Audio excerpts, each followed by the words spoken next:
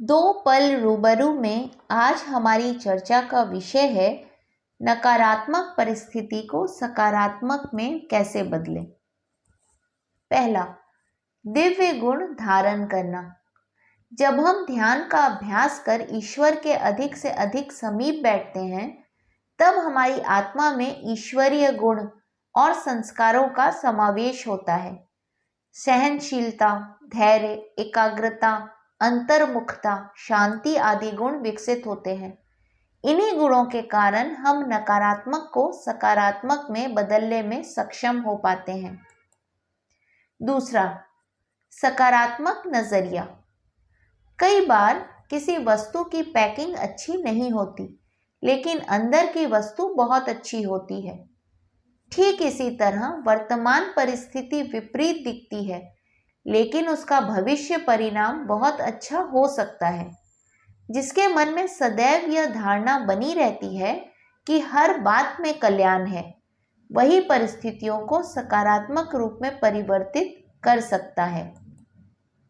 तीसरा, अप्रिय को प्रिय में बदलना। इसे एक उदाहरण से समझने की कोशिश करते हैं। आश्रम में एक माताजी को भोजन परोसने की सेवा दी गई। वह अक्सर यह कहती कि यहाँ बर्तन साफ करने वाले लोग जोर जोर से बर्तनों को जाली में डालते हैं, जिससे सिर में बहुत जोर से दर्द हो जाता है, जिसे मैं सहन नहीं कर पाती, योग भी नहीं लगता। वहां के पुजारी ने माताजी को समझाया कि आप उस आवाज को बर्तनों की आवाज नहीं समझो, बल्कि मन के विचारों को बदलो और यह समझो कि सवेरे से रात्रि तक मेरे भक्त मंदिर में घंटी बजा रहे हैं। यह सुनकर माताजी बहुत खुश हुई। कुछ दिनों बाद माताजी ने अपना स्वयं का अनुभव सुनाया कि मुझे अब बर्तनों की आवाज से सिर में दर्द नहीं होता, बल्कि सेवा करने का उमंग उत्साह और बढ़ जाता है। इस तरह अप्रिय परिस्थिति को प्रिय रूप देने से नकारात्मकता खत्म हो जाती है। चौथा, सकारात्मक बोल से सकारात्मक सोच। मनोवैज्ञानिक तथ्यों के अनुसार प्रत्येक शब्द का दृश्य हमारे चेतन मन पर बनता है। इसलिए हमें दुख, चिंता, परेशानी, रुकावट, खराबी, समस्या, बेकार आदि नकारात्मक शब्दों का प्रयोग अपनी शब्दावली से समाप्त कर देना चाहिए, क्योंकि जितना हम इन नकारात्मक शब्दों का उपयोग करते हैं, उतने ही ये जीवन में अधिक आते हैं। इसके स्थान पर हमें सकारात्मक शब्दों का प्रयोग करना चाहिए।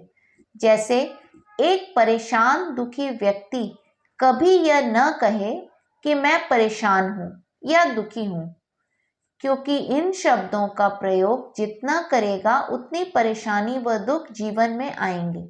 इसलिए हमेशा सुख, खुशी, सहज, अच्छा जैसे सकारात्मक शब्दों का ही प्रयोग करना चाहिए। पांचवा, छोड़ने का नहीं, धारण करने का संकल्प करना चाहिए।